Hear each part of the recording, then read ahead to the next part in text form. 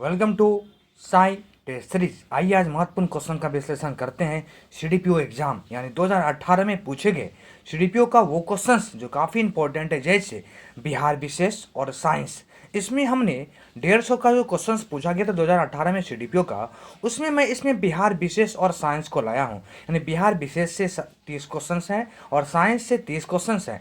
Total यदि मिला दिया जाए तो इस वीडियो सीरीज में 60 क्वेश्चंस आपको देखने को मिलेंगे। और मुझे विश्वास है ये सभी क्वेश्चंस आगे आने वाले जो अभी एग्जाम है, इस संडे को जो सीडीपीओ का एग्जाम होंगे, उसमें कहीं ना कहीं क्वेश्चंस देखा जाए इस प्रीवियस ईयर से टैली करेंगे। तो यहाँ बिहार विशेष और साइंस के क्वेश्चंस को ही मैंने लाया है। यानी 30 बिहार विशेष होंगे और 30 साइंस के क्वेश्चंस होंगे। पहले बिहार विशेष में चलते हैं और ये इंपॉर्टेंट क्वेश्चन से पूछा गया था। आइए पहला नंबर क्वेश्चन पे चलेंगे जो बिहार से पूछा गया था। बोला गया था अली गौहर का बिहार अभियान किस वर्ष समाप्त हुआ है। यानी अली गौहर, याद रखिएगा, ये अली गौहर जो थे ना, ये आलमगीर द्वितीय के पुत्र थे। यानी अली गौहर का जो यहाँ पे नाम दिया गया है, ये आलमगीर द्वितीय के पुत्र थे और इनका जो बिहार अभियान समाप्त हुआ था वो 1759 में समाप्त हुए थे। यानी इस क्वेश्चन का आंसर देखा जाए ऑप्शन नंबर डी हो जाएगा। तो याद रखनी है, अली गौहर या आलमगीर द्वितीय के पुत्र थे और इनका जो बिहार अभियान समाप्त हुआ था वो 1759 में समाप्त हुए थे। इस क्वेश्चन का आंसर देखा जाए ऑप्शन नंबर डी हो जाएगा।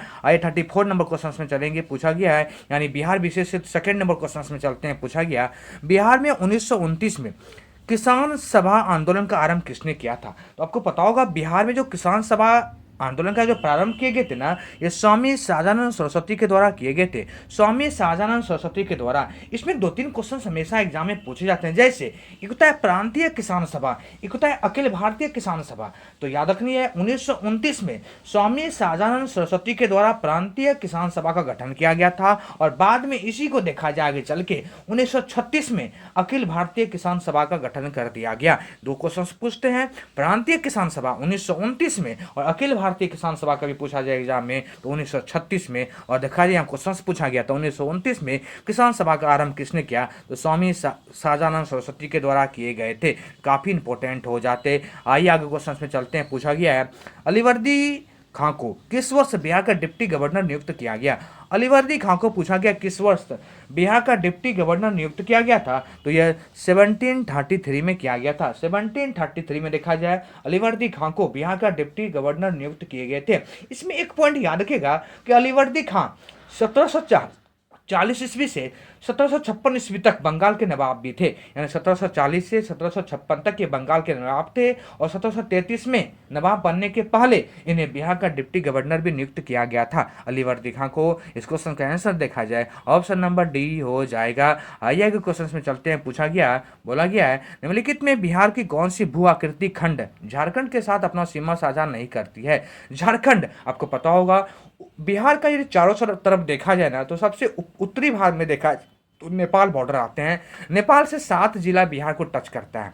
वहीं पश्चिम बंगाल से 3 जिला, झारखंड से 8 जिला और यूपी से भी 8 जिला देखा जाए ये बिहार को टच करते हैं। तो यहाँ पूछा गया था कि अपनी सीमा साझा नहीं करता तो मिथिला मैदान, मिथिला मैदान इस क्वेश्चन का आंसर हो जाएगा। यानी ऑप्शन नंबर डी हो जाएंगे। आइए आगे चलते हैं। पूछा गया भारत के 36 राज्य संघीय प्रदेशों में 2021 की महिला साक्षरता दर के अनुसार बिहार का स्थान गहमा है, तो सबसे नीचे है। याद रखनी है, यहाँ पे 2-3 पॉइंट याद रखना है। सबसे पहले बिहार की कुल साक्षरता दर देखा जाए 61.8% है। 61.8% बिहार की कुल साक्षरता दर देखा जाए 61.8% है। वहीं इसमें 61.8% में पुरुष साक्षरता दर देखा जाए 71.2% है। वहीं महिला साक्षरता दर देखा जाए तो 51.5% है। 2-3 पॉइंट याद रखने, फिर से रिकॉल कर दूं, कुल 61.8, पुरुष 71.2 और महिला 51.5% बिहार की साक्षरता दर जाने जाते हैं। इस क्वेश्चन का आंसर देखा जाए तो सबसे नीचे यानी 36वां रैंक पे हो जाएंगे। आइए आगे क्वेश्चन में चलेंगे। पूछा गया है, बोला गया गंगा नदी के दियारा भूमि का नामकरण निम्नलिखित में किससे संबंधित है। गंगा भूमि का जो दियारा भूमि बोलते हैं उसको दिया बोला जाता है, दिया। यानी इस क्वेश्चन का आंसर देखा जाए ऑप्शन नंबर डी ए हो जाएंगे, दिया।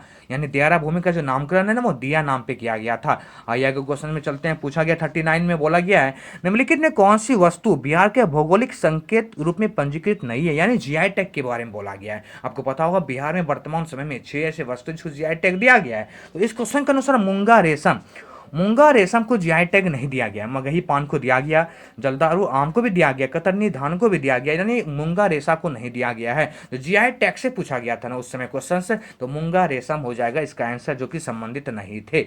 आइए आगे चलेंगे। पूछा गया बिहार में गंगा नदी में मिलने वाली सोन नदी का उद्गम स्थल बताइए। तो सबसे पहले याद रखनी है, गंगा नदी में मिलने वाली दक्षिण दिशा से सबसे लंबी सहायक नदी में सोन नदी ही आती है, सबसे लंबी में सोन नदी ही आती है। सोन नदी के बारे में याद रखिएगा, इसका जो उद्गम है ना अमरकंटक पठार है, अमरकंटक पठार, यानी क्वेश्चन का आंसर डी हो जाएगा। इससे और भी दो नदियां निकलती है, यानी अमरकंटक के पहाड़ी से देखा जाए सोन नदी निकलते हैं, नर्मदा भी निकलता है तथा महानदी, तीनों निकलते हैं। याद रखिएगा सोन, नर्मदा और महानदी ये तीनों देखा जाए अमरकंटक पहाड़ी से ही निकलता है। और ये जो सोन है ना, ये पटना के दानापुर में आके गंगा में मिल जाती है। जो दक्षिण से बहने वाली गंगा की सबसे सहायक नदी यही सोन हो जाते, जो अमरकंटक पहाड़ी से निकलते हैं। तो इस क्वेश्चन का आंसर देखा जाए ऑप्शन नंबर डी हो जाएगा। आइए 41 नंबर क्वेश्चन में देखें क्या पूछा गया। बोला गया संख्यात्मक रूप से बिहार की सबसे बड़ी अनुसूचित जनजाति कौन सी है। तो सबसे बड़ी अनुसूचित जनजाति संथाल है, संथाल। याद रखिए ये संथाल बिहार की सबसे बड़ी अनुसूचित जनजाति है और यह झारखंड, पश्चिम बंगाल, उड़ीसा में भी निवास करते हैं। और बिहार की सबसे बड़ी अनुसूचित जनजाति में संथाल ही आता है, ऑप्शन नंबर बी हो जाएंगे।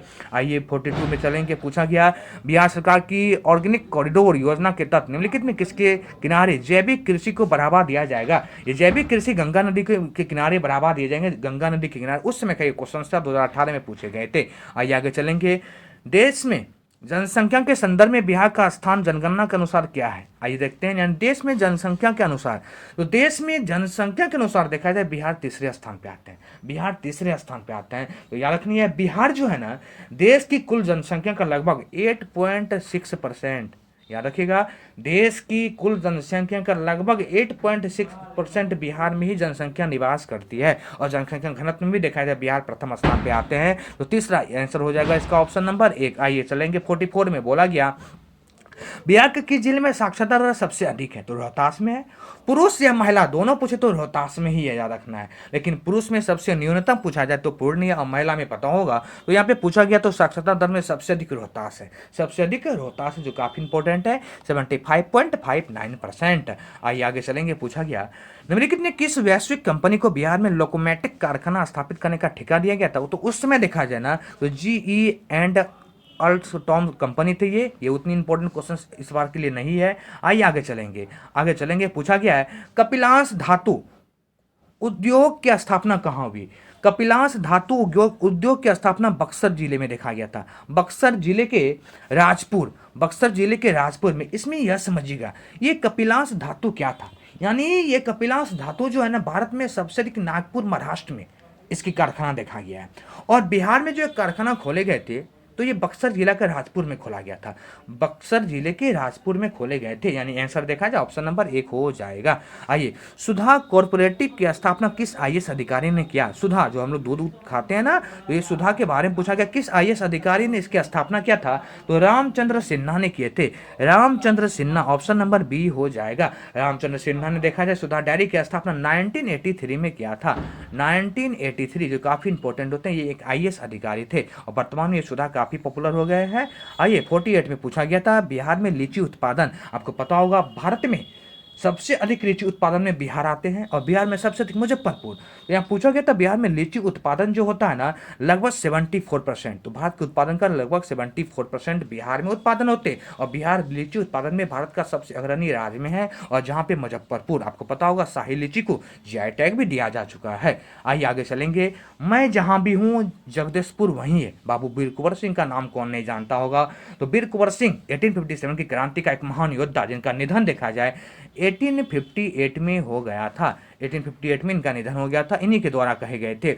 बिरसा मुंडा के अनुयायी उन्हें किस अवतार में मानते थे। तो धरती बाबा बोलते थे इनको, बिरसा मुंडा को धरती बाबा बोलते थे। क्यों? क्योंकि आपको पता होगा बिरसा मुंडा को संथाल यानी संथाल परगना में भगवान का दर्जा दिया गया था। और यह जो था 1890 से 99 के मध्य मुंडा विद्रोह का नेतृत्व कर रहे थे। मुंडा विद्रोह 1890 से 99, याद रखनी है डेट काफी इंपॉर्टेंट है, 90 से 99 इसका नेतृत्व बिरसा मुंडा के द्वारा ही किए जा रहे थे। और इसी को देखते हुए इन संथाल परगना के लोग ने इन्हें धरती अब्बा कहा था, यानी ऑप्शन नंबर बी हो जाएंगे। आइए 51 क्वेश्चंस में देखते हैं, पूछा गया बाइकॉट और स्वदेशी आंदोलन के समर्थन में किस स्थान पर गोल्डन लीग नामक संस्था की स्थापना हुआ था। तो ये गोल्डन लीग नामक संस्था की स्थापना देवघर में हुई थी। स्वदेशी आंदोलन आपको पता होगा, बंगाल विभाजन के समय ये स्वदेशी आंदोलन काफी तीव्र गति से फैल रहे थे ना, तो इसी को देखते हुए गोल्डन लीग की स्थापना देवघर में किया गया था। क्यों? क्योंकि स्वदेशी आंदोलन को बढ़ावा दिया जा सके। तो ऑप्शन नंबर डी हो जाएगा। आइए आगे चलेंगे, पूछा गया पटना के प्रकाशित होने वाला प्रथम अंग्रेजी अखबार कौन सा था। तो ये थे the Bihar Herald. Option number B question का आंसर हो जाएगा। इसमें एक पॉइंट याद रखनी है, पटना से प्रकाशित होने वाला पहला अंग्रेजी अखबार था, ये पहला अंग्रेजी अखबार था द बिहार हेराल्ड, जिसकी स्थापना यानी जिसका प्रकाशन जो है गुरु प्रसाद सेन के द्वारा 1875 में किए गए थे। 1875 में किया गया था, जो काफी इंपॉर्टेंट है, याद रखनी है the Bihar Herald. Option number B हो जाएगा। 53 में चलते हैं, पूछा गया 1928 में बिहार में रविदास सभा का गठन किसने किया था। तो ये रविदास सभा का गठन देखा जाए जगजीवन राम के द्वारा किए गए थे, जगजीवन राम के द्वारा किए गए थे 1928 में, याद रखनी है, काफी इंपॉर्टेंट है। आगे चल के इसी जगजीवन राम ने अखिल भारतीय दलित वर्ग की स्थापना भी किया था, अखिल भारतीय दलित वर्ग की स्थापना भी किया था। और वर्तमान में आपको पता होगा मीरा कुमार का आप नाम जानते होंगे ना, लोकसभा जो अध्यक्ष थे, पूर्व लोकसभा अध्यक्ष मीरा कुमार, वो जगजीवन राम की बेटी ही है। मीरा कुमार जो थे पूर्व लोकसभा अध्यक्ष, वो जगजीवन राम की ही बेटी थी, याद रखिए, काफी इंपॉर्टेंट थे। आइए आगे चलेंगे, पूछा गया 54 क्वेश्चन से पूछे कि यदि नील की खेती करने के छूट चाहते तो नील के किसान को कौन सी क्षतिपूर्ति करनी पड़ती। तो क्षतिपूर्ति जो था ना, तवान तवान, ये ऑप्शन नंबर सी हो जाएंगे इस क्वेश्चन का आंसर। आइए आगे चलेंगे, बिहार का पूछा गया है, आगे पूछा गया था 1835 में पहला जिला स्कूल कहाँ खोला गया था। तो ये पटना में खोले गए थे।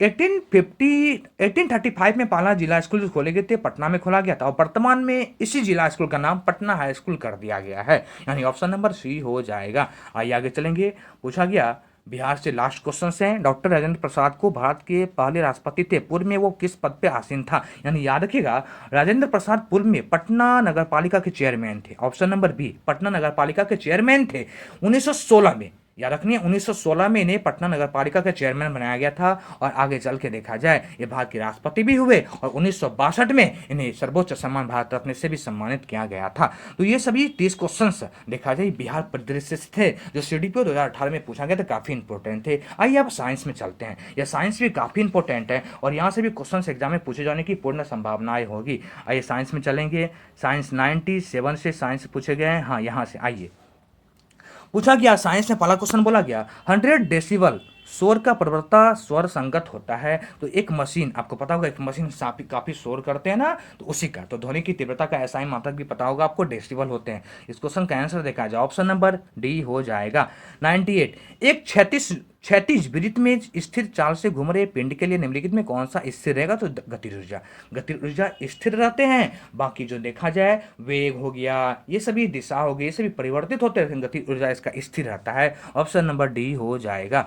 आगे चलेंगे, पूछा गया है, आगे पूछा गया ऑडियोमीटर क्या नापता है। ऑडियोमीटर क्या नापता है। तो ऑडियोमीटर से देखा है ध्वनि की तीव्रता मापी जाती है, ध्वनि की तीव्रता ये ऑडियोमीटर से ही मापा जाता है। ऑप्शन नंबर डी हो जाएगा। आइए आगे चलेंगे, यदि बल को न्यूटन में और दूरी को मीटर में प्रदर्शित किया जाए तो किए हुए कार्य को प्रदर्शित किया जाएगा। तो जूल में किए जाएंगे। ऑप्शन नंबर इस क्वेश्चन का दिखाया जाए ऑप्शन नंबर 1 हो जाएंगे। 101 में पूछा गया निकट दृष्टि दोष किसके प्रयोग से उपचारित किया जा सकता है। निकट और दूर हमेशा एग्जाम पूछता है, याद रखनी है। निकट दृष्टि दोष के लिए अवतल लेंस का प्रयोग किए जाते हैं और दूर दृष्टि दोष के लिए देखा जाए तो उत्तल लेंस का प्रयोग किया जाता है। मायोपिया का आपने नाम सुना होगा, मायोपिया यह भी अवतल लेंस से संबंधित है। और हाइपरमेट्रोपिया, एक होता है मायोपिया, एक होता है हाइपरमेट्रोपिया। ये मायोपिया अवतल लेंस और हाइपरमेट्रोपिया उत्तल लेंस से संबंधित होते हैं, दोनों इंपॉर्टेंट है। तो निकट दृष्टि दोष के लिए अवतल लेंस और दूर दृष्टि दोष के लिए उत्तल लेंस। यहाँ पूछा गया था निकट के बारे में ना, तो ऑप्शन नंबर बी हो जाएगा। आइए, प्रकाश वर्ष का संबंध किससे था। दूरी से थे, दूरी से आपको पता होगा प्रकाश वर्ष और पार्सेक दोनों एग्जाम में पूछता है। तो एक प्रकाश वर्ष बराबर देखा जाए 9.46 × 10⁻15 मीटर होते हैं और एक पार्सेक बराबर देखा जाए 3.26 प्रकाश वर्ष होता है, जो काफी इंपॉर्टेंट हो जाते। आइए, वह उपकरण जो ईंधन की रासायनिक ऊर्जा को सीधे विद्युत ऊर्जा में ट्रांसफर करता है, तो ईंधन सेल होते हैं। ईंधन को रासायनिक ऊर्जा से सीधे विद्युत ऊर्जा में, तो ये रासायनिक ईंधन सेल होते हैं। क्या ईंधन सेल, ऑप्शन नंबर सी हो जाएगा। आइए, केमिस्ट्री में जो पूछा गया था कुकिंग ताप पर स्थित रहने वाला क्लोरीन युक्त कृत्रिम स्वेटर जिसका रूप स्वाद शक्कर की तरह होता है वो सुक्रालोज होते हैं। सुक्रालोज याद रखिएगा, काफी इंपॉर्टेंट क्वेश्चन थे। ऑप्शन नंबर सी हो जाएगा। निम्नलिखित में कौन सा रेडियोधर्मी तत्व नहीं है? तो रेडियोधर्मी जो तत्व नहीं है वो कैडमियम। कैडमियम याद रखने, कैडमियम जो रेडियोधर्मी तत्व नहीं है। कैडमियम देखा जाए ना एक नीले सफेद धातु है। याद रखिए, कैडमियम जो होते हैं एक नीले सफेद धातु होते हैं जो सामान्यतः ऑक्सीजन, क्लोरीन, सल्फर जैसे अन्य तत्वों के साथ संयुक्त रूप से खनिज में पाए जाते हैं। यानी कैडमियम देखा जाए ये रेडियोधर्मी तत्व नहीं है, बाकी सभी हैं। इस क्वेश्चन का आंसर देखा जाए ऑप्शन नंबर डी हो जाएगा। आइए आगे चलेंगे। संघनन क्या है? पूछा गया है संघनन क्या है? तो वाष्प का दर में परिवर्तन, वाष्प का दर में परिवर्तन को ही संघनन कहा गया है। संघनन याद रखिए, काफी इंपोर्टेंट क्वेश्चन है। वाष्प का दर में परिवर्तन। नाभिकीय विखंडन किसके संघात के कारण होता है ना? तो ये न्यूट्रॉन याद रखिए, न्यूट्रॉन के संघात के कारण होता है नाभिकीय विखंडन। याद रखिए, काफी इंपॉर्टेंट है। आपको पता होगा नाभिकीय विखंडन में एक बड़ा नाभिक छोटे छोटे नाभिकों में विभाजित हो जाते हैं, तो ये न्यूट्रॉन के संघात के कारण होता है। ऑप्शन नंबर सी हो जाएगा। आइए, पीतल एक मिश्र धातु है। काफी इंपॉर्टेंट क्वेश्चन है।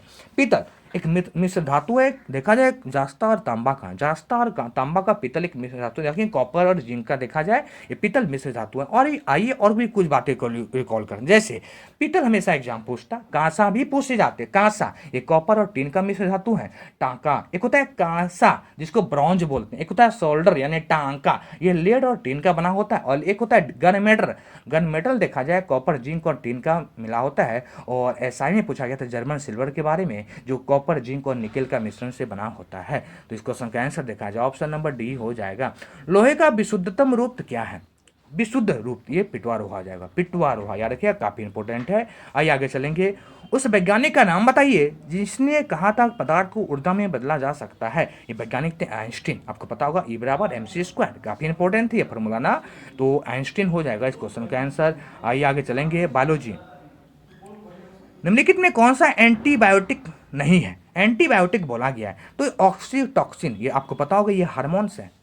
एंटीबायोटिक नहीं है ना, तो ये ऑक्सीटॉक्सिन जो होती है ये एक हार्मोन्स होते हैं, ये एंटीबायोटिक नहीं है। एंटीबायोटिक में देखा जाए पेनिसिलिन हो जाते हैं और टेरामाइसिन हो जाते हैं, ये सभी देखा जाए ना तो ये एंटीबायोटिक होते हैं। लेकिन ये ऑक्सीटॉक्सिन ये हार्मोन है। याद रखिए ऑप्शन नंबर बी हो जाएगा।